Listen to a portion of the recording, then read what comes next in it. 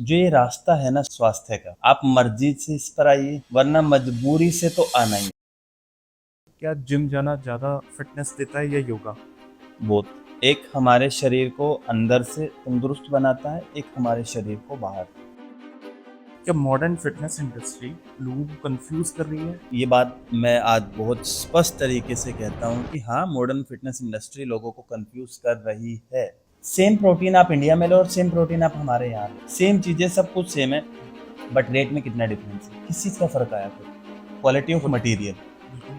तो एक साथ इतनी नॉइस कैसे क्रिएट हो रही होगी? प्रोटीन जब शुरू हुआ, आप देखेंगे विद इन ए ईयर इतनी कंपनियां, इतने प्रोडक्ट, इतनी डिमांड कहाँ से आ गई भैया? अगर वो ब्रेन वॉश नहीं करेंगे हम लोगों का, हमारे से घर का खाना नहीं छुड़वाएंगे, हम बाहर का कैसे खाएंगे? और बाहर का नहीं खाएंगे तो हमारे इकोनॉमिक क्राइसिस आ सकता है। पता है आपको, हमारी हमारी इकोनॉमी गिर सकती है अगर जंक फूड खाना छोड़ दिया हमने, कोल्ड ड्रिंक पीनी छोड़ दी, भारत बर्बाद हो सकता है इकोनॉमी के लिए। आपको पता है इस बात का?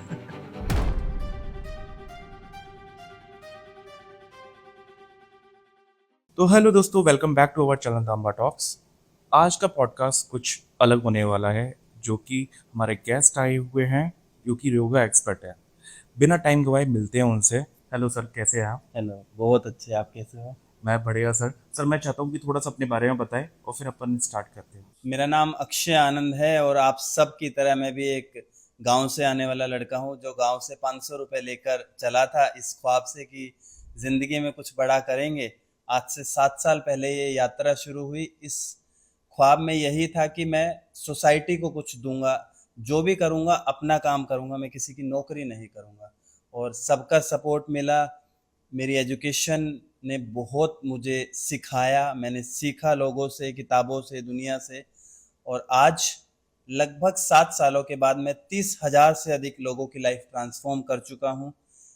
उसके अलावा मेरे नाम 2 वर्ल्ड रिकॉर्ड हैं जो योग में और साइकिलिंग में है, एक एशिया रिकॉर्ड है जो सूर्य नमस्कार में है। और लगभग जब हम देखते हैं कि योग के द्वारा मैंने क्या ट्रांसफॉर्म किया, तो एक नए सपने देखना लोगों को सिखाया, अपने सपने साकार किए। एक गांव से निकला हुआ लड़का आज इंटरनेशनली पूरी दुनिया में योग सिखा रहा है, सबको एक नया जीवन दे रहा है। मेरे लिए बहुत गर्व की बात है। और आप सबसे भी निवेदन यही रहेगा कि दोस्तों, सपने देखो, हेल्थ को सबसे प्रायोरिटाइज करो, काम को अपनी मोहब्बत बनाओ और बस आगे बढ़ते जाओ, आगे बढ़ते जाओ। सर, इस करियर में कैसे आना हुआ आपका? योगा को आपने करियर बनाया, तो ये क्या सोच के बनाया? क्या मेन चीज़ थी जो आपको एकदम चेंज किया, जो आप इसकी तरफ अपने करियर, अपने पैशन को करियर? तो बचपन से मेरे दादाजी होते थे, उन्हें स्किल एनर्जी थी। ओके।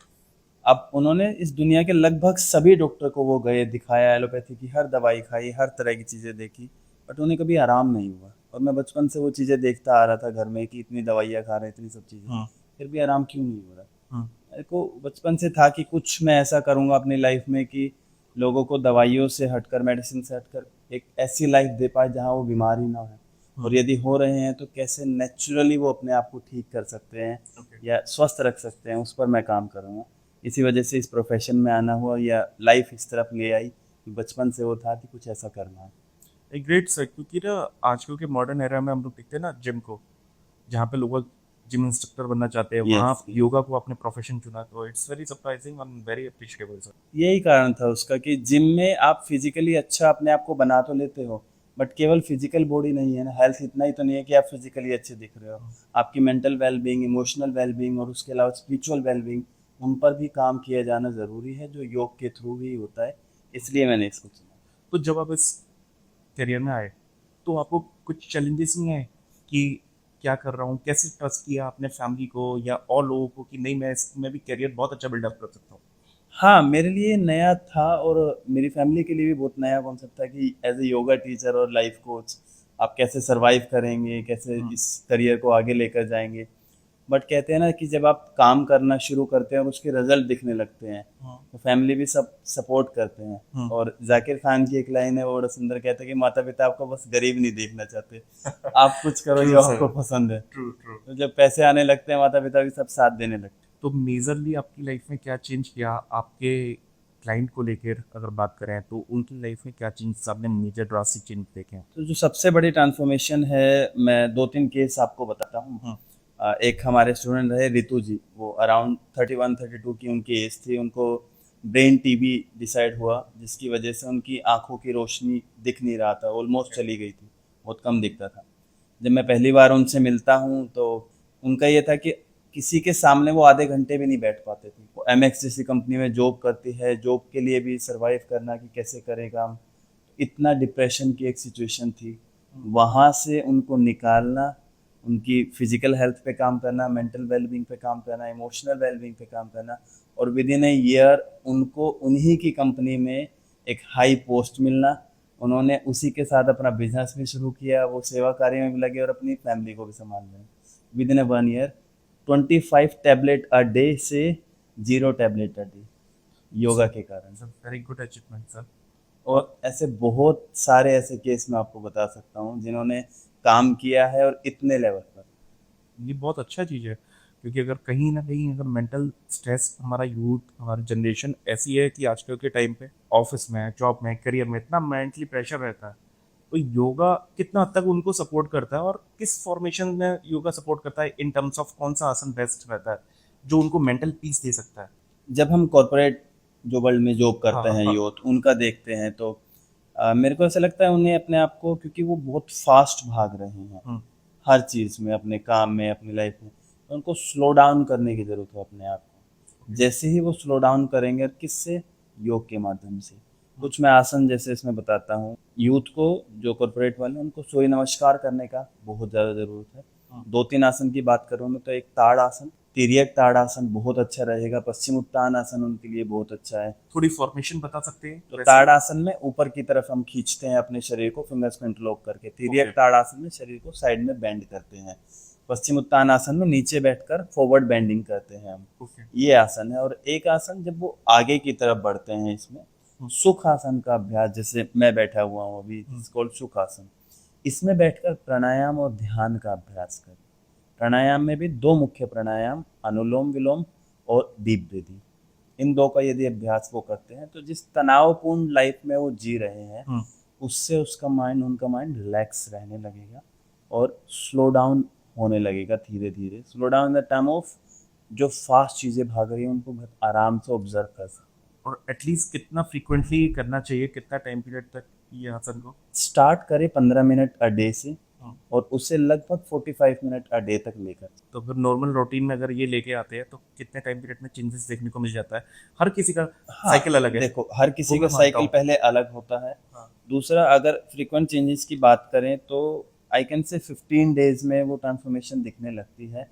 और अगर उस चीज़ को अच्छे से कैरी फॉरवर्ड किया जाए, किसी टीचर की गाइडेंस में किया जाए, तो वो और अच्छा, with in 7 day they can feel that.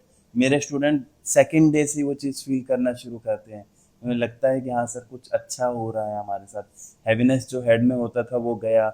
Body में जो एक हैवीनेस बनी रहती थी एक स्ट्रेस के कारण, डिप्रेशन, एंजाइटी, अलग अलग तरह के जो केस हैं उनमें, वो सब बहुत रिलैक्स मिलता है हमें। क्योंकि ये मेजर प्रॉब्लम्स है, बहुत लोग फेस कर रहे हैं बट लोग अवॉइड कर देते हैं।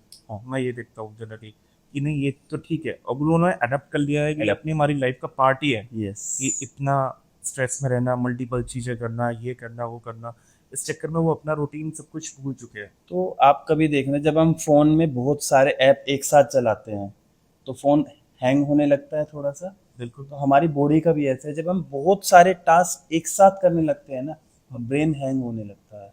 और वो हैंग होना क्या है कि स्ट्रेस बढ़ने लगता है। स्ट्रेस हार्मोन कोर्टिसोल जब रिलीज होता है तो बॉडी की अदर फंक्शनिंग जो है, डाइजेशन है, उसके अलावा आपका शुगर लेवल है, बीपी लेवल है, आपका एसिड गैस है, ये सब चीज़ें चेंज होने लगता है लेवल। बॉडी अंदर से, जैसे फ़ोन हैंग होता है ऐसे बॉडी भी हैंग होने लगती है। तो आपको थोड़ा सा अपने आप को कूल डाउन करने, रिलैक्स करने की बहुत ज़्यादा ज़रूरत है। जो नाइट शिफ्ट में जॉब करते हैं वो लोग, अब उनका साइकिल चेंज हो नहीं सकता।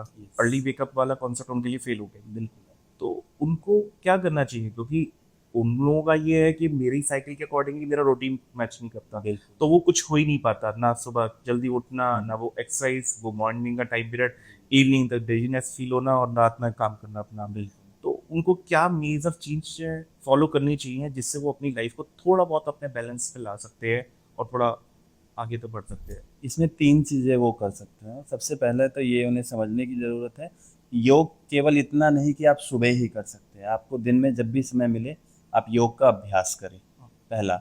दूसरा अपने खाने में क्या और बेहतर परिवर्तन लाया जा सके, क्योंकि रात की जॉब है तो खाने का भी रूटीन चेंज हो जाता है सारा। बिल्कुल।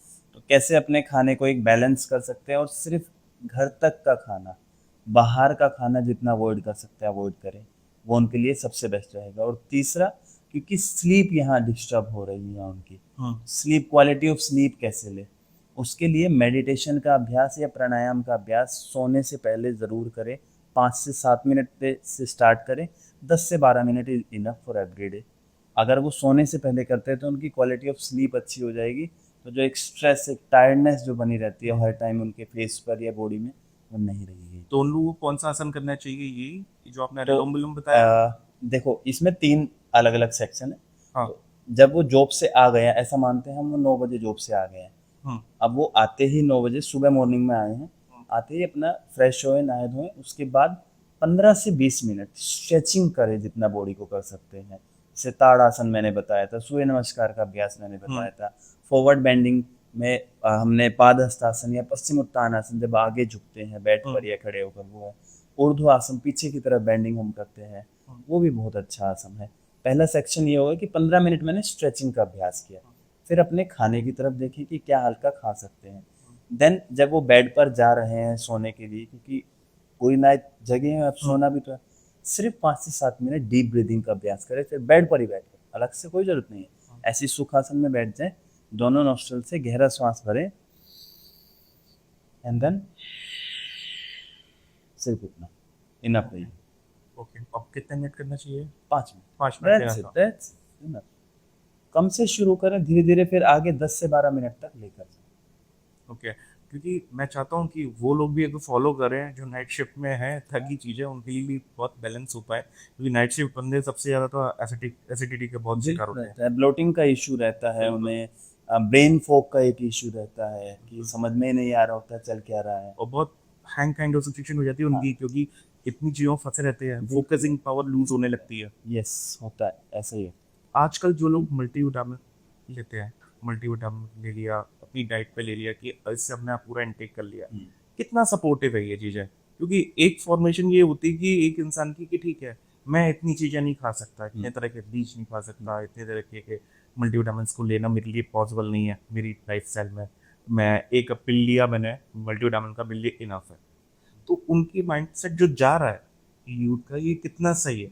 सबसे पहली तो ये बात है कि ये जितनी भी चीज़ें हैं मल्टीविटामिन वाली, तो हम कहाँ से ले रहे हैं, सबसे पहला फैक्टर ये है। क्योंकि सेम प्रोडक्ट को जब आप आउट ऑफ इंडिया लेते हैं तो वही सेम प्रोडक्ट आपको बहुत कॉस्टली पड़ता है। कारण क्या है? कारण है क्वालिटी ऑफ इंडिया में और इंडिया से बाहर क्वालिटी ऑफ प्रोडक्ट क्या है, कितनी क्वालिटी का प्रोडक्ट ले रहे हैं, सबसे पहला फैक्टर वो। दूसरा, आपको ये समझना होगा कि जितना नेचुरल हम अपनी बॉडी को कोई भी फूड या चीज़ें देंगे, उतनी ज़्यादा वो हेल्दी एंड हैप्पी रहेगी इंटरनली, और वही हमारी बॉडी के ऊपर रिफ्लेक्ट होगा। अब मल्टीविटामिन लेने की ज़रूरत जब लग सकती है जब वो सब चीज़ें लो आ रही है। एक एग्जांपल लेते हैं कि हमारा 10 एक लेवल है, तो अब मेरा वो आ रहा है 5, तो मुझे लेना चाहिए कहाँ तक, जब तक मेरी रिपोर्ट्स में वो 10 तक नहीं आ जाता। जब मैं 10 ले आता हूँ उसे, देन मुझे नेचुरल फूड से, नेचुरल चीज़ों से हम कितना ले सकते हैं उतना अच्छा, क्योंकि वो आर्टिफिशियली डिज़ाइन की गई ये चीज़ें, उस हिसाब से आप नेचुरल की तरफ जितना जाओगे उतना आपके लिए फ़ायदेमंद रहेगा, आपकी हेल्थ के लिए, क्योंकि क्वालिटी ऑफ प्रोडक्ट नेचुरल में अच्छी हो। जो हमारे पुरानी लाइफ थी, हमारे थोड़ा सा बैक जाऊंगा कि हमारे पुराने लोग थे, उनके 3 कॉन्सेप्ट बहुत कॉमन थे। एक अपना योगा हो गया, जी, जो हम देखते थे, हम सुनते थे, ठीक है। एक मेडिटेशन हो गया अपना, यस, और एक सात्विक आहार हो गया, बिल्कुल है, ठीक है। सात्विक आहार और फास्टिंग कर लीजिए, ब्रेक डाउन करके, हाँ। फास्टिंग जो वो फॉलो करते थे, वो आज ये कल्चर में यंग यूथ क्यों नहीं फॉलो कर पा रहा है? इतना फास्ट फूड के लिए अट्रैक्टिव है, उनको वही सब चीज़ें चाहिए, और वो आगे जाके देख रहे हैं कि डिजीज हो रही है, प्रॉब्लम्स आ रही हैं, बट क्या उनको मेजरली चीज़ें रोक रही हैं कि वो चीज़ें फॉलो नहीं कर पा रहे जो वो लोग फॉलो कर रहे थे, और उस टाइम पे डिजीज भी नहीं होती? यस, इसके पीछे 2 कारण जो मुझे समझ में आता है। पहला है डोपामिन स्पाइक, एक जिसे कहते हैं ना, एक होश की अवस्था में नहीं है, क्योंकि दोस्त के साथ गए हैं कि ठीक है यार वो भी तो कर रहा है, मैं भी कर लूँ, क्या ही फर्क पड़ जाएगा। एक डोपामिन स्पाइक है सबसे पहला। दूसरा कारण है कंपैरिजन, क्योंकि वो कंपेयर बहुत कर रहे हैं अपने आप को किसी दूसरे के साथ, कि अगर वो इस चीज़ को इनटेक कर रहे हैं और उन्हें कोई फ़र्क नहीं पड़ रहा तो मैं भी करूँगा तो क्या ही फ़र्क पड़ेगा, चाहे वो जंक फूड हो, चाहे अल्कोहल हो, चाहे ड्रग्स हो, चाहे कुछ भी ऐसी चीज़ है। क्योंकि वो कंपैरिजन के कारण उस चीज़ में पीछे हटते जा रहे हैं और इसी कारण से वो चीज़ को फॉलो नहीं कर पा रहे हैं। दो ही मेन कारण, dopamine spike and comparison. Okay, क्या फास्टिंग भी इम्पोर्टेंट है हमारी बॉडी के लिए? बहुत ज़्यादा, बहुत ज़्यादा। इसको ऐसे समझते हैं जैसे कहीं बाहर हम पानी गिरा दें, तो पानी गिरने से कीचड़ वहाँ हो गई, गीला हो गया। अगर वहाँ धूप लगेगी तो वो क्या हो जाएगा, पानी सूख सूखेगा। जाएगा, उसकी सफाई हो जाएगी। सेम ऐसा ही है, जैसे हम घर को पानी से क्लीन करते हैं, ऐसे ही फास्टिंग में हमारी बॉडी के अंदर जितने भी टॉक्सिन्स हैं, बॉडी उसको क्लीन कर रही होती है। सेम यही काम है।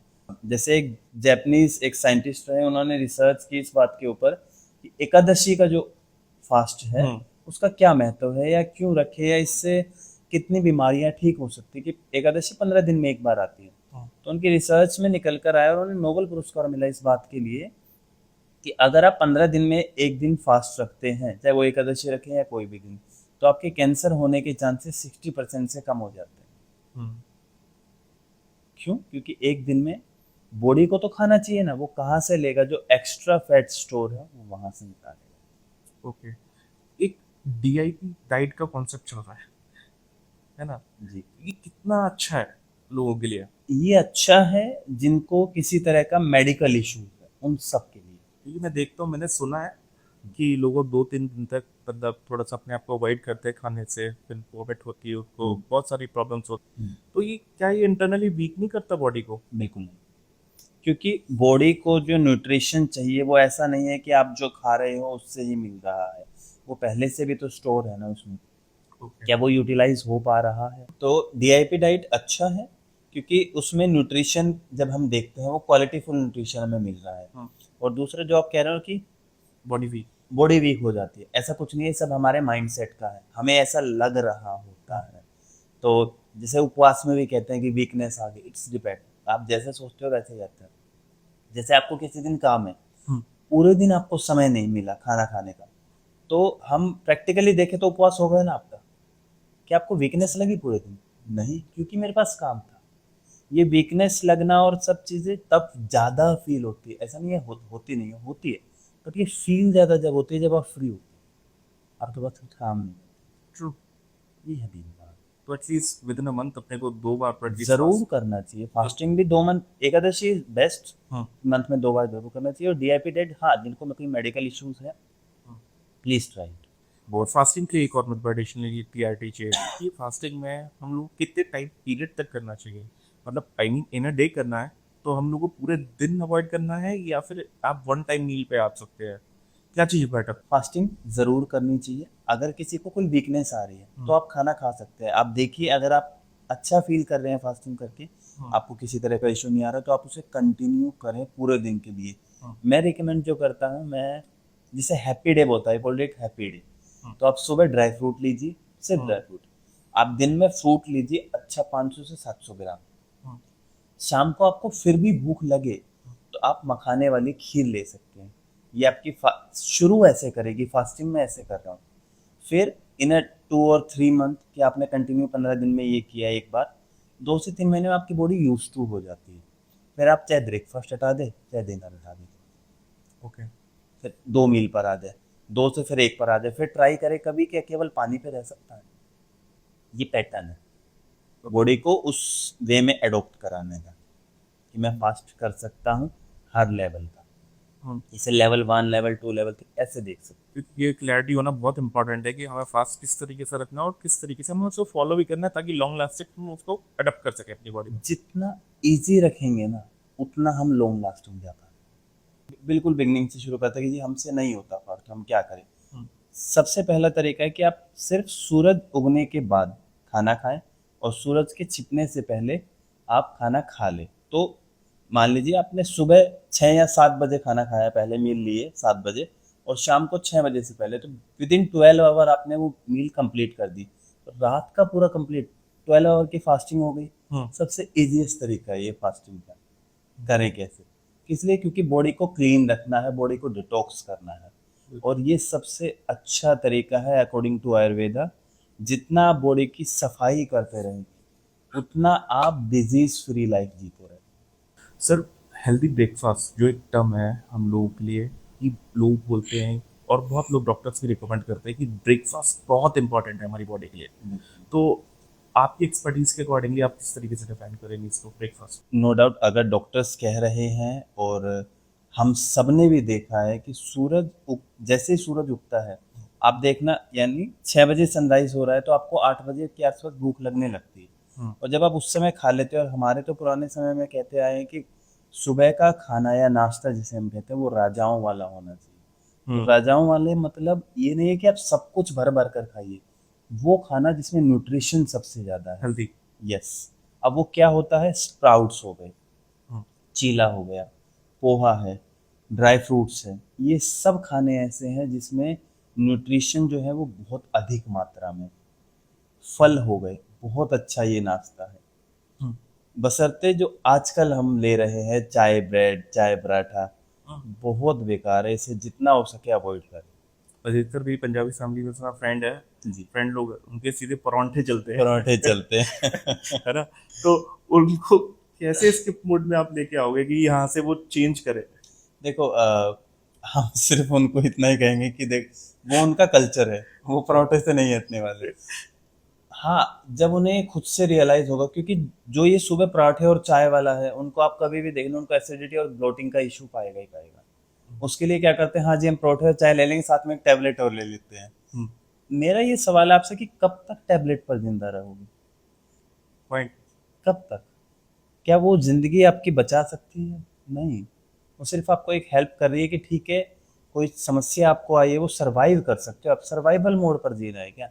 तभी तो लाइफ में एक बेस्ट और पीक पर हमें जाना है, जहाँ हम बहुत अच्छा करें अपनी लाइफ। सर, इसमें डिसिप्लिन जो एक टर्म है, ये किस तरीके से इंसान अचीव कर सकता है? क्योंकि जनरली क्या है कि लोग, हम लोग देखते हैं, मैं उन लोगों की बात नहीं करूंगा जो बिल्कुल एंथुसियाज्म से भरे हुए हैं और बिल्कुल डेडिकेटली फोकस करके बैठे हुए हैं, बट मैं उन मोरल पब्लिक की बात कर रहा हूँ कि जो लोग स्टार्ट करते हैं, 4-5 दिन किया, चाहे वो जिम हो गया, चाहे वर्कआउट हो गया, चाहे घर पे सपाटे हो गया, है सपाटे। है ना? बिल्कुल है है। ना? तो वो लोग वो करते करते फिर एक दिन 7-8 दिन किया, 10 दिन किया, फिर उसके बाद ब्रेक। तो वो क्यों ऐसा इतना लेजीपन आ जाता है उनकी बॉडी में, और वो क्यों नहीं फॉलो कर पाते जब वो जानते हैं? बहुत लोग भी अवेयर है, हाँ। सब लोग जानते हैं कि योगा इज बेस्ट थिंग, हर इंसान को करना चाहिए, बट फिर भी नहीं कर रहे हैं। तो ये क्या उनको मेजर इम्पैक्ट कर रहा है? केवल एक मेंटली उनका सेटिस्फेक्शन है कि हाँ ठीक है, रिलैक्सेशन है, या आलस को उन्होंने अडेप्ट ज्यादा कर लिया है, या वो अपने आप को चेंज ही नहीं करना चाहते? जो ये रास्ता है ना स्वास्थ्य का, आप मर्जी से इस पर आइए, वरना मजबूरी से तो आना ही होगा। पहली बात, ठीक है, बिल्कुल। आप हंस खेल कर आएंगे तो आप इस रास्ते पर बहुत अच्छे से चलेंगे, वरना मजबूरी में आज नहीं तो कल डॉक्टर ये कहेगा ही आपको, योगा कीजिए, ध्यान कीजिए, अच्छा खाना खाइए, तो आपको माननी होगी ही होगी। जो डिसिप्लिन की बात है, उसका एक बेसिक रूल है, जिस किसी भी फील्ड में आपको डिसिप्लिन अप्लाई करना हो ना, आप रिजिड होना छोड़ दीजिए। यानी आपने एक गोल बनाया कि मेरे को 2 किलोमीटर डेली रनिंग करनी है, पर किसी दिन कुछ काम हो सकता है, आपकी तबीयत खराब है, बरसात आ गई, कुछ भी कारण हो सकता है, आप नहीं कर पाए, कोई बात नहीं, क्या फर्क पड़ता है? आज नहीं हो पाई, सुबह नहीं हो पाई, शाम को कर ले। शाम को नहीं हो पाई, कोई बात नहीं, आज नहीं हो पाई ना, कल डबल कर ले। क्योंकि जितना हम रिजिड हो जाते हैं ना, हमें लगता है कि मैंने करना शुरू करा, मैंने 10 दिन किया, 11वें दिन किसी भी कारण से नहीं हो पाया तो मेरा डिसिप्लिन ब्रेक हो गया, ऐसा नहीं है।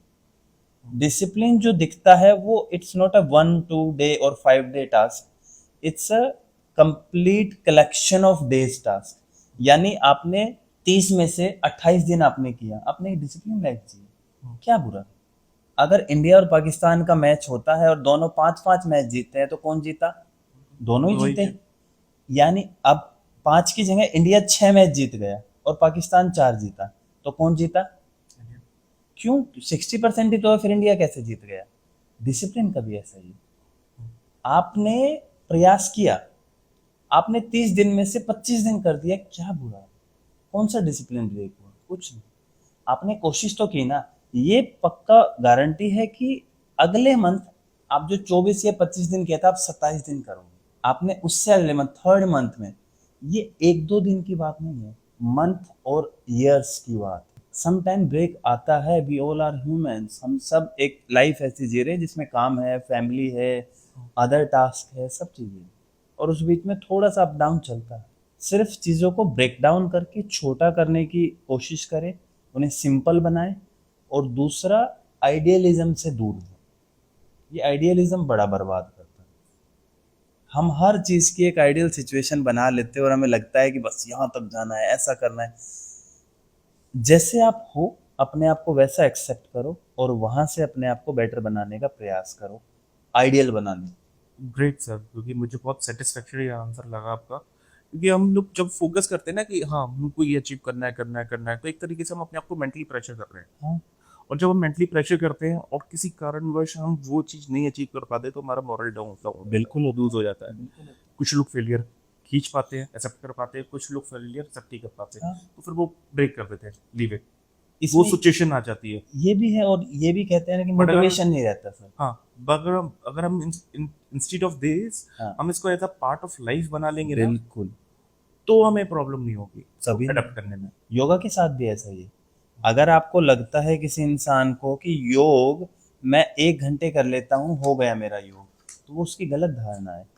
योग 1 घंटे का विषय नहीं है, योग आपके 24 घंटे का विषय है, क्योंकि योग इज ऑल अबाउट लाइफस्टाइल।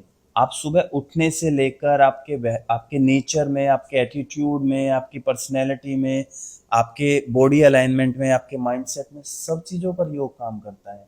अष्टांग योग में जब हम देखते हैं, यम, नियम, आसन, प्राणायाम, प्रत्याहार, धारणा, ध्यान, समाधि, ये सभी अवस्थाएं हैं। यम में हम देखते हैं आप अपने साथ कैसा बिहेव करते हो, नियम में हम देखते हैं आप दुनिया के साथ, सोसाइटी के साथ कैसे नेचर बिहेव करते हो। फिर उसके बाद आसनों का अभ्यास आता है, फिर प्राणायाम, ध्यान, धारणा, समाधि, ऐसी चीजें होती जो सोशल मीडिया आजकल चल रही है, वो कितना सपोर्टिव है इन टर्म्स ऑफ एक्सपर्टीज में जो हर इंसान अपनी देता है, कितना वो क्या सही ट्रैक पे है या फिर लोगों को मिसगाइड भी कर रही है।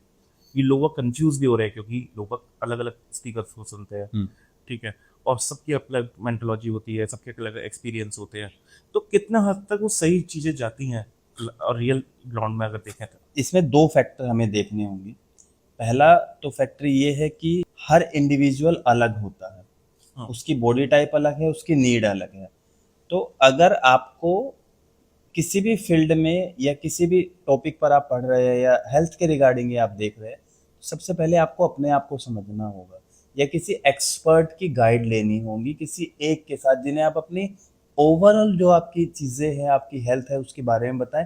फिर वो उसके बिहाफ पर आपको गाइड करेंगे। जैसे शुगर में कहते हैं, आप अलग अलग एक्सपर्टीज को सुनेंगे, आप सब कहेंगे कोई मीठा खा लेना चाहिए, कोई कहेगा नहीं खाना चाहिए, कोई कहेगा कि बिल्कुल अवॉइड कर देना चाहिए, कोई खाने से कुछ नहीं होता है। सबकी अपनी राय है, सबके अपने विचार हैं। जैसे खाने के बाद होता है कि पानी कोई कहता पीना चाहिए, कोई कहता नहीं पीना चाहिए, कोई कहता बहुत बुरा है, अच्छा है, सबका। आप ये देखिए कि आपकी बॉडी पर क्या इम्पैक्ट होता है उस चीज़ से। आपको अपना डॉक्टर, अपना साइंटिस्ट खुद से बनना होगा, एक्सपेरिमेंट करके, या फिर किसी गाइडेंस की सपोर्ट ले, ठीक है, किसी मेंटोर की सपोर्ट ले, वो आपको गाइड करे, पहली चीज़। दूसरा, आपको देखना होगा कि जो भी इंसान बता रहे हैं वो उनके अपने अनुभव हैं।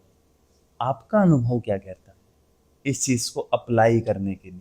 जब आप, जैसे मैं बोलता हूँ कि किसी भी इंसान को सुबह चाय नहीं पीनी चाहिए, आप अप्लाई करके देखिए कि आपको पीने से क्या इम्पैक्ट आता है, और नहीं पीते हैं तो क्या लगता है, बिल्कुल आपको पता लगेगा।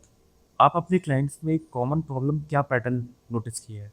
आपने जनरली आपके बहुत सारे मल्टीपल क्लाइंट्स होंगे, सबके अलग अलग सिचुएशन, बट एक कॉमन प्रॉब्लम की बात करूँ मैं, कि जो हर इंसान में आप नोटिस कर रहे हैं, वो क्या है?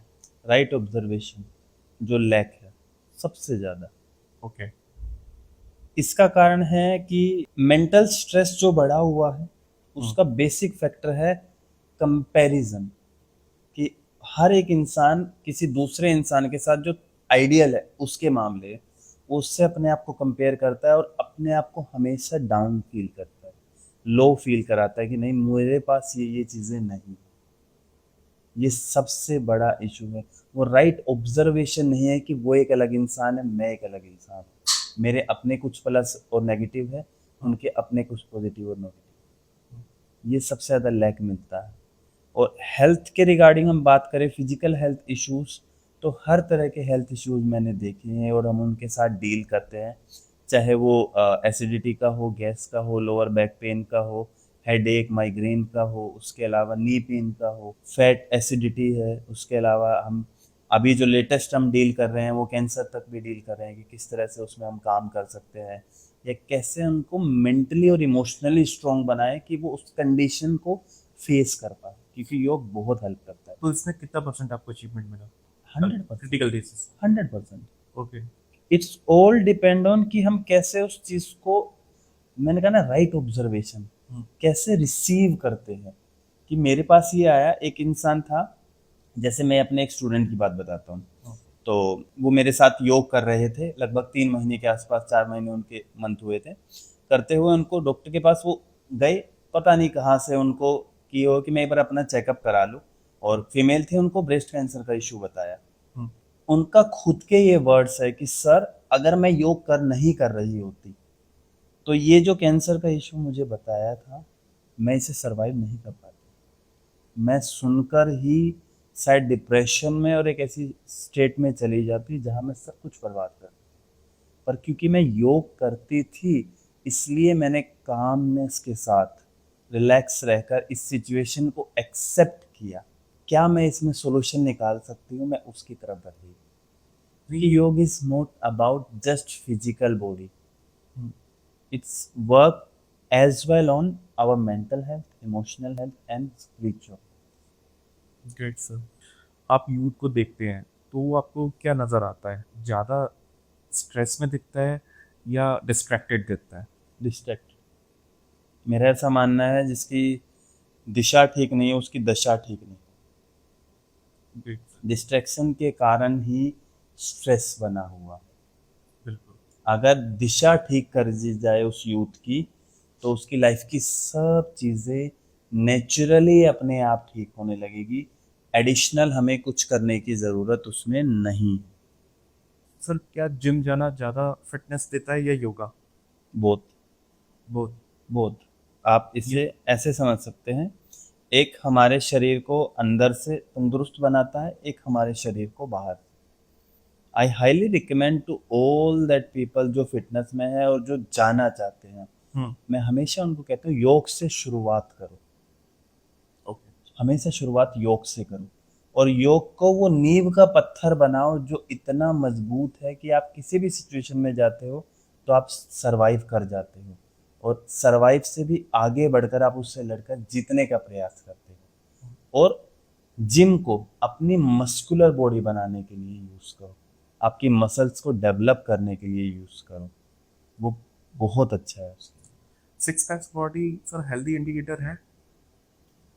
तो आई बिलीव इसमें कि आपका यूज़ क्या है सिक्स पैक का, आप किस लिए रखना चाहते हैं सिक्स पैक। अगर कोई मुझे ये समझा दे तो मैं बता दूंगा कि हेल्थ के लिए कितना इम्पोर्टेंस है उसका। नहीं, जनरली देखते हैं ना, जैसे आप बॉडी बिल्डिंग खेल रहे हैं तो उनका गोल तो एक अलग हो गया। अब लोगों को क्या है कि अट्रैक्ट भी करता है। यस। ठीक है कि सिक्स पैक्स हैं, यस। मेंटेन कर रखे हैं। हाँ। तो मेरा मानना तो मेरी तो अलग ही है। मुझे तो पता है कि हाँ, इंटरनली वो बंदा वीक भी होगा, तो अगर वो उसने पूरे निकाल रखे तो मतलब पानी नमक वगैरह छोड़ रखा होगा, बिल्कुल। तो वो छोड़ रखा होगा तो उसकी बॉडी की हालत इंटरनली क्या होगी? वो दिख कुछ और रही है और अंदर से कुछ और है। यही है, सच्चाई यही है। आपके घर पर कोई गिफ्ट लेकर आता है एक बहुत से सुंदर पैकेट में पैक करके, और उसमें से अंदर से स्मेल आ रही है, ये बिल्कुल वैसा ही है लगभग। इसको आप ऐसे देख सकते हैं कि हर तरह के लोगों की नीड अलग होती है। एक है सिविलियन, ऑफिस जाते हैं, जॉब करते हैं, अपना बिजनेस है, एक वो लोग हैं। एक एथलीट होता है, ठीक है, एक आर्मी मैन है। सबकी फिटनेस की डेफिनेशन और सबकी फिटनेस की नीड अलग अलग होती है। तो मेरा ऐसा मानना है कि जो सिविलियन लोग हैं, जो एक नॉर्मल लाइफ जी रहे हैं, उनको सबसे ज़्यादा फोकस फंक्शनल फिटनेस पर करना चाहिए। लुक गुड इज ग्रेट, कि आपको फिट दिखना चाहिए, बहुत ज़्यादा नहीं। आप थोड़ा भी फिट दिखेंगे, आपके क्लॉथ अच्छे दिख रहे हैं, दैट्स इनफ।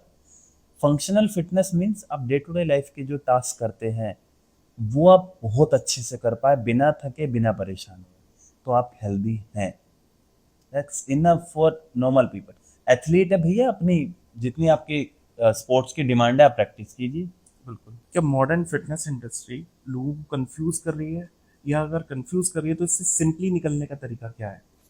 ये बात मैं आज बहुत स्पष्ट तरीके से कहता हूँ कि हाँ, मॉडर्न फिटनेस इंडस्ट्री लोगों को कंफ्यूज कर रही है। जैसे कि मैंने आपसे अभी थोड़ी देर पहले कहा था कि आप ये समझिए आपकी नीड क्या है। मल्टीविटामिन, प्रोटीन, केराटिन, इतने सप्लीमेंट्स, ना जाने कितनी सब चीज़ें अब आ गई है। क्या आपको सच में ज़रूरत है? एक सामान्य इंसान को एक नॉर्मल लाइफ जीने के लिए कितने प्रोटीन की आवश्यकता है? अगर वो अपने वेट का पर ग्राम अगर हम देखें तो 70 केजी वेट है, 140 ग्राम। क्या 140 ग्राम प्रोटीन हम अपने normal day to day life के खाने से नहीं आ सकता? आ सकता है। आपको ज़रूरत है बस अपने खाने को मॉडिफाई करने की। तो आप तो प्रोटीन क्यों ले रहे हैं? तो इट मीन्स कहीं ना कहीं जो कंपनीज हैं प्रोटीन बेचने वाले हैं, इन्होंने लोगों को माइंड ब्रेन वॉश कर रखा है बिल्कुल ब्रेन वॉश कर रखा है, कि वो वो आप कंफ्यूज कर नेचुरल रहे एक्सट्रैक्ट नहीं कर सकते, यस। या ये नहीं कर सकते, आप रॉ खा रहे हैं तो इतना आप कैसे कर लेंगे, क्योंकि वो लोगों की डेफिनेशन अच्छा, ये रहती है ना कि हाँ, जनरली ये 1 किलो प्रोटीन, 1 किलो पनीर खाओगे तो 70 ग्राम प्रोटीन मिलेगा, बिल्कुल है। है ना? तो बट 1 किलो खाना डाइजेस्ट करना फिर आपके हम्म। लिए इजी रहेगा। वहां पे क्वेश्चन ये आ जाता है, तो कहीं ना कहीं वो कंफ्यूज कर रहे हैं, क्योंकि अच्छा, हम प्रैक्टिकली अगर डाइट फॉर्म करें तो वो हो सकती है। अच्छा, मैं एक इनका जैसे एक वो इसी चीज में कंफ्यूज करने में बोलते हैं कि आप ना 100 ग्राम दाल नहीं खा सकते। कैसे खाओगे आप? 100 ग्राम दाल घर पर जब बनती है तो आप नहीं खा सकते, और 100 ग्राम दाल में हम मान के चलते हैं 22 से 23 ग्राम प्रोटीन होता है। हम्म। ठीक है। पर क्या कोई भी इंसान 200 ग्राम दाल के जो 3 या 4 चीले बनते हैं, 3 या 4 चीले आप खा नहीं सकते? बिल्कुल। इजिली खा सकते हो ना आप। बिल्कुल। 200 ग्राम दाल के मैंने मान लीजिए 4 चीले बने और मैंने खा लिए, कितना प्रोटीन? अराउंड 45 ग्राम प्रोटीन मिल गया। बिल्कुल। क्या बुरा है? नहीं, कोई बुरा नहीं। एक मील में 45 ग्राम प्रोटीन मुझे मिल रहा है, तो क्या मैं 3 मील में वो डिवाइड नहीं कर कवर सकता? कर सकते हैं। कवर कर सकते हैं ना हम। That's it. इतना ही सिंपल है। अगर ये नहीं होता तो एक साथ इतनी नॉइस कैसे क्रिएट हो रही होती? प्रोटीन जब शुरू हुआ, आप देखेंगे विद इन ए ईयर इतनी कंपनियां, इतने प्रोडक्ट, इतनी डिमांड कहाँ से आ गई भैया? True. It's all about marketing give. That's it. बेचना है। वो बेचना है, इसलिए वो रिक्वायरमेंट क्रिएट कर रहे हैं that's simply, it. That's it. क्योंकि जनरली लोग नॉर्मल डाइट से ही फॉलो कर सकते हैं। मैं अभी एक मेरे फ्रेंड हैं उनसे मैं बात कर रहा था, तो वो यूएस में रहते हैं। हाँ। ही सेड कि अक्षय भाई, आप सेम प्रोटीन आप इंडिया में लो और सेम प्रोटीन आप हमारे यहाँ लो। हाँ। ठीक है। और वो डेवलप भी, मतलब बन भी वो वहीं पर रहा है, हमारे इंडिया का यहाँ बन रहा है। सेम चीजें, सब कुछ सेम है, बट रेट में कितना डिफरेंस है? बहुत। मट किस चीज का फर्क आया फिर? क्वालिटी ऑफ मटेरियल, बिल्कुल। क्वालिटी ऑफ रॉ प्रोडक्ट आया ना। ट्रू। वो चीजें सस्ती क्यों मिल रही है और वहां इतनी महंगी क्यों है? क्या है ऐसा डिफरेंस? सिर्फ क्वालिटी ऑफ प्रोडक्ट। इंडिया में चीप चीजें बिकती है, चीप चीजें खाते हैं। क्योंकि लोग कॉस्टली को अवॉइड कर देते हैं, दैट्स और अडेप्ट करने के लिए लोगों को नॉर्मल पे आना पड़ेगा। वो लाना ही होगा। अगर वो ब्रेन वॉश नहीं करेंगे हम लोगों का, हमारे से घर का खाना नहीं छुड़वाएंगे, तो हम बाहर का कैसे खाएंगे? और बाहर का नहीं खाएंगे तो हमारे इकोनॉमिक क्राइसिस आ सकता है। पता है आपको, हमारी इकोनॉमी गिर सकती है। अगर जंक फूड खाना छोड़ दिया हमने, कोल्ड ड्रिंक पीनी छोड़ दी, तो भारत बर्बाद हो सकता है इकोनॉमी के लिए। आपको पता है इस बात का? और मैं जनरली देखता भी हूँ जिम में भी, आप नॉर्मली किसी जिम में जाइए, आप 2-4 दिन होंगे, पीटी इंस्ट्रक्टर जो होंगे सीधे आपको रिकमेंड करेंगे, यस। तो वो तो बिल्कुल अलग ही बात हो गई। मतलब वो एक अपना जेनेटिक से हम ये कह सकते हैं कि वो नहीं फॉलो कर रहे हैं। आपकी नीड, मैंने अभी तो आपको बताया ना, एक नॉर्मल सिविलियन लाइफ जो इंसान जी रहा है, जिसका फिटनेस का पर्पस इतना है कि मैं डे टू डे लाइफ जो अपनी जी रहा हूँ उसमें मेरे को कोई परेशानी ना है, हाँ। इतना ही होता है ना। बिल्कुल। या उसको भी 6 पैक की जरूरत है? नहीं, उसको तो बिल्कुल नहीं। आप कंपैरिजन में, आप शो ऑफ में कितना भी कर लीजिए, वो कमी है। ट्रू। क्योंकि कुछ ना कुछ तो हर कोई ना कोई से बढ़कर तो आपको मिल ही जाएगा। हमसे हर बार बेटर मिलेगा। बिल्कुल। आप जितना उठोगे वो आपसे एक कदम और ऊपर मिलेगा। वो सात्विक डाइट में आप सर क्या फॉलो करना चाहते हैं, मतलब क्या रिकमेंड करना चाहते हैं कि क्या क्या चीज़ें हम खाएं जो बिल्कुल इंसान के लिए नीट एंड क्लीन रहे, इजी टू डाइजेस्ट कह सकते हैं हम, कि बहुत इजी टू डाइजेस्ट रह सके और बट बॉडी को ना एक फंक्शनल पे ला सके, तो कुछ टाइम तक के लिए फॉलो करने के लिए वो क्या डाइट है आप रिकमेंड?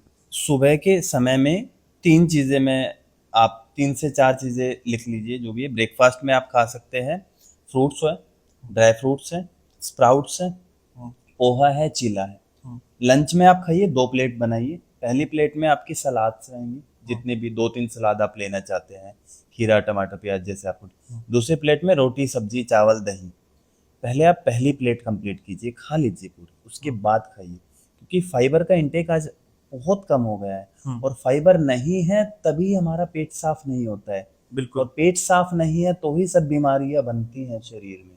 तो मैंने ब्रेकफास्ट बताया, लंच बताया, डिनर में मैं हाईली रिकमेंड करूंगा सिर्फ 3 चीजें, खिचड़ी, दलिया, सूप।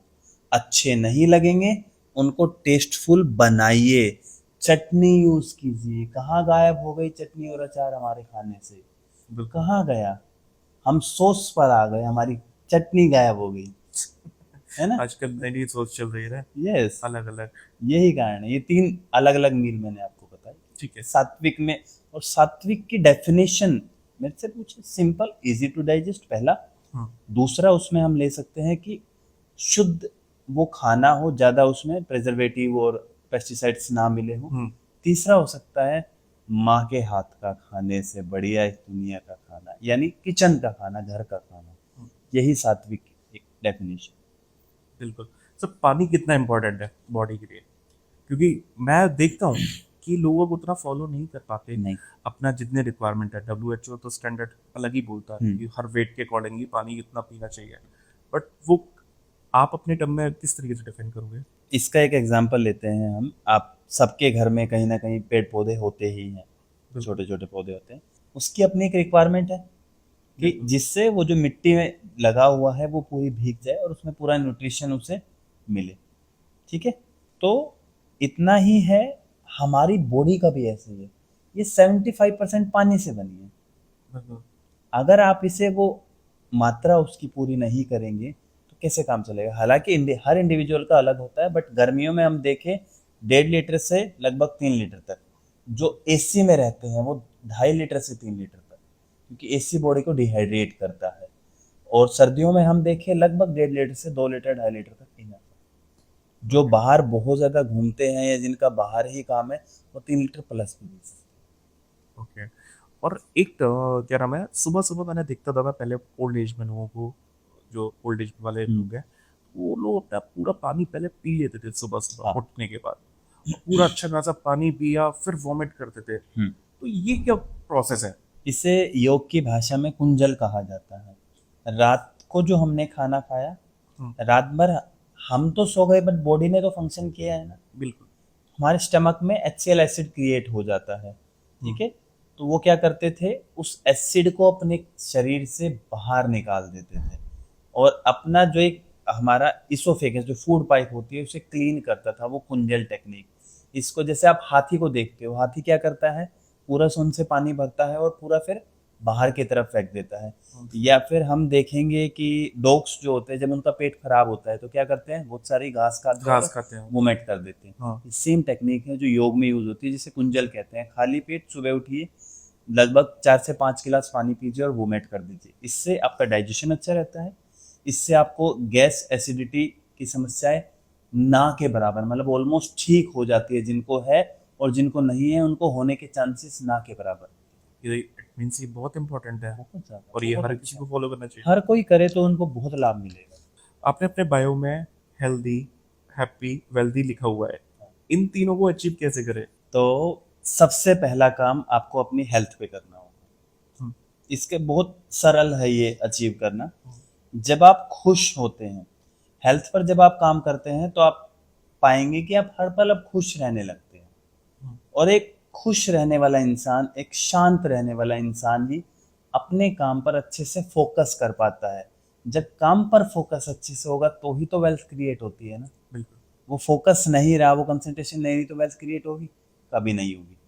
जब हेल्थ अच्छी है, यानी हम खुश हैं, शांत हैं, शरीर में कोई बीमारी नहीं है, वो एनर्जेटिक फील हो रहा है, तो हम काम अच्छे से कर पाएंगे, अर्निंग हमारी बहुत अच्छी होगी। और उसके अलावा मैं आपसे मिलने के लिए आया, मैं आपसे मुस्कुराकर मिला पहले जब मैं आया, और मैं आता और आते ही मेरा फेस डल होता, मैं आपसे स्माइल करते हुए नहीं मिलता, क्या हमारा रिलेशन बन पाता? अच्छा, क्या हम एक अच्छे दोस्त बन पाते? कभी नहीं। थोड़ा सा इम्पैक्ट आता है चीजों का। आता है ना। तो जितने ज़्यादा हम खुश शांत होते हैं, काम अच्छा होता है।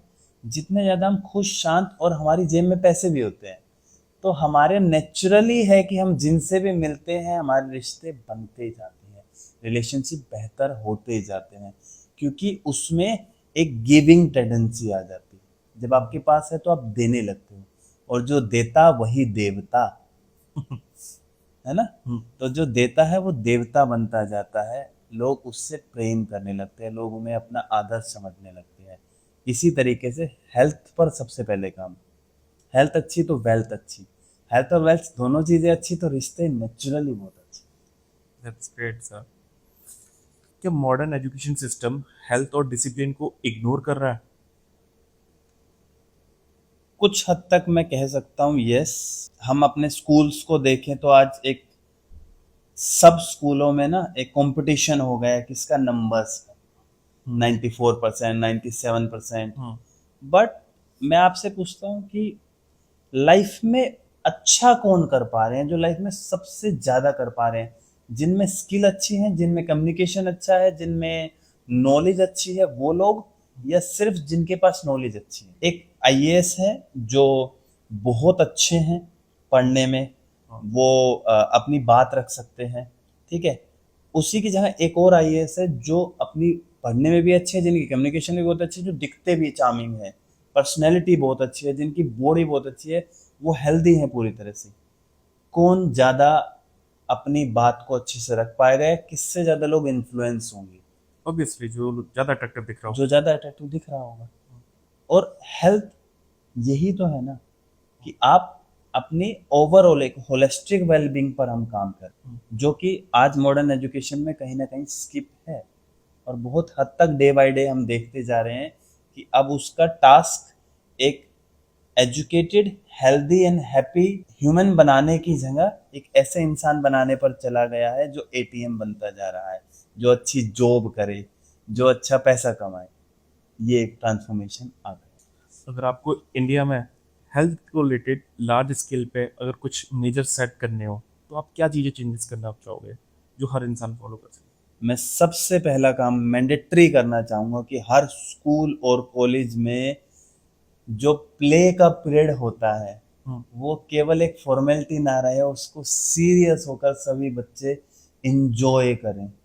लगभग हर स्कूल और कॉलेज में 2 आवर्स के आसपास एजुकेशन के साथ साथ 2 आवर्स फिजिकल हेल्थ को दिए जाए, मस्ट। दूसरा मैं चेंज करना चाहूँगा, हमारे स्पोर्ट्स के जितने बच्चे होते हैं जो स्पोर्ट्स फील्ड में हैं, उनको अपना आइडियल बनाए, सारी दुनिया पूरा भारत उनको अपना आइडियल बनाए, और उनको गवर्नमेंट भी जीतने के बाद नहीं, जीतने से पहला भी उतने ही सपोर्ट करे, उतनी ही एफर्ट के साथ उनके साथ लगे, उन्हें फैसिलिटी प्रोवाइड कराए, ताकि वो हमारे देश के लिए बहुत बेहतर कर पाए। चीन इसीलिए सबसे बेटर कर रहा है, यूएस इसीलिए सबसे बेटर कर रहा है ओलंपिक में, कॉमनवेल्थ में हम देखें, कारण कि वो फैसिलिटी एक तो बचपन से देते हैं, और तब देते हैं जब वो कुछ नहीं था, कुछ बन गया उसके बाद नहीं, कुछ नहीं था जब वो मेहनत कर रहा था उस समय वो सपोर्ट करता। और हमारे एजुकेशन में, और हम कहें कहीं ना कहीं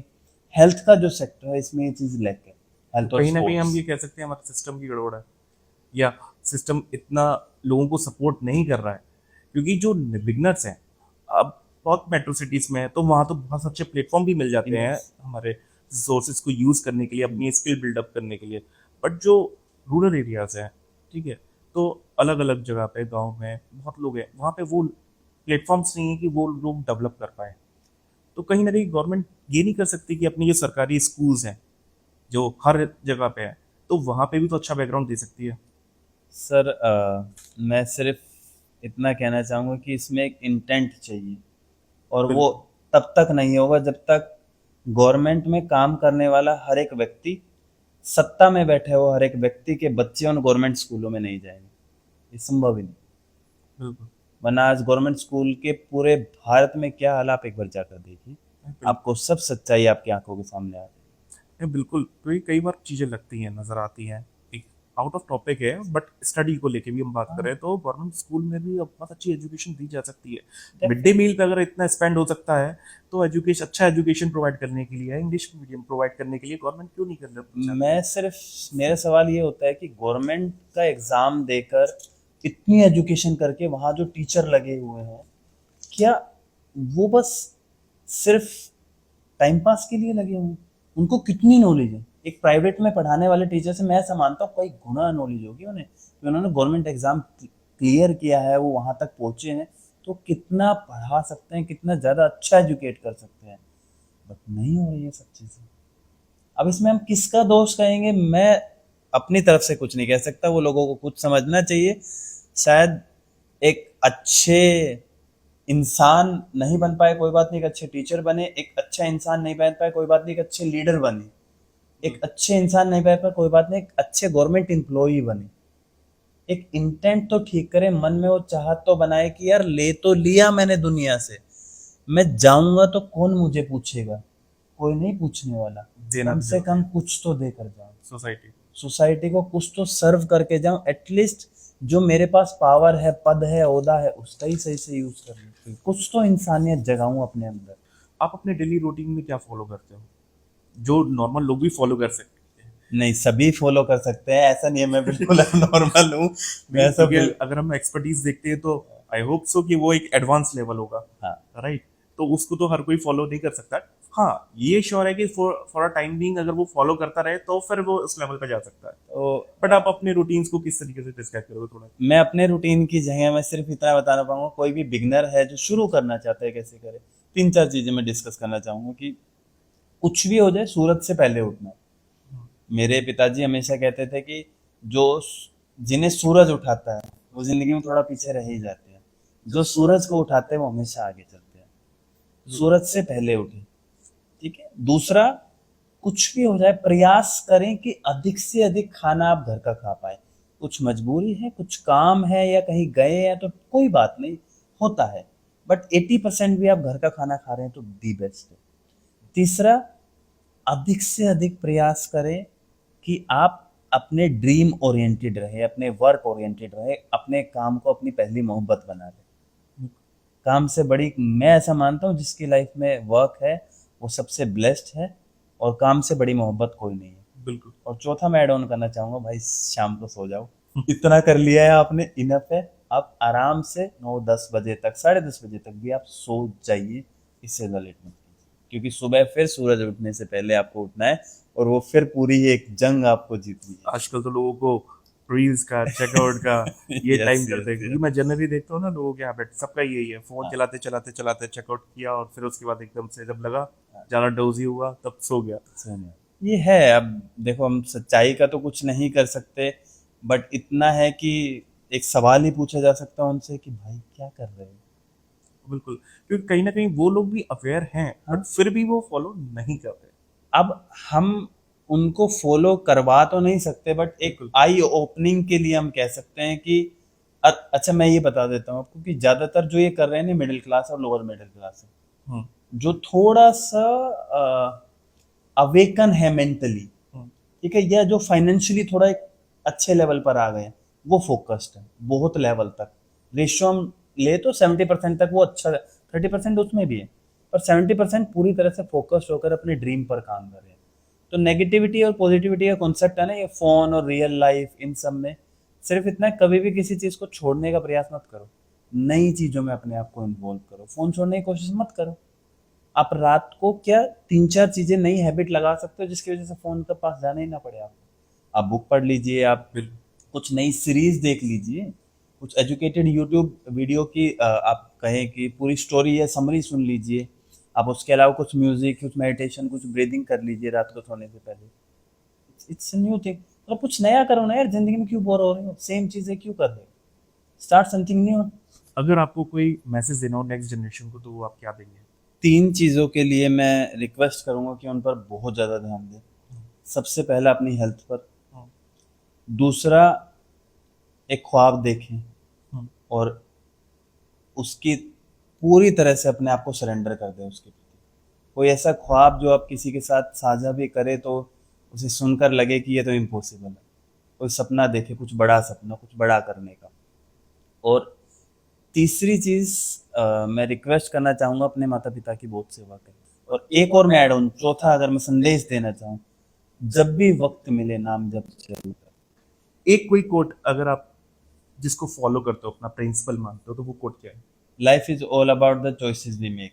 हर बार जीवन आपको दो या दो से अधिक रास्ते दिखाएगा, ये आपको चूज करना है कि किस रास्ते पर आप चलेंगे, और वही रास्ते जो आप चूज करेंगे वो आपका भविष्य डिसाइड करेगा। इसलिए योग, ध्यान, प्राणायाम ये सब आवश्यक है, ताकि जब वो चॉइस करने का समय आए ना, तो आप होश में रहें। इसलिए the thing is, at the end, I believe a lot, life is all about the choices we make.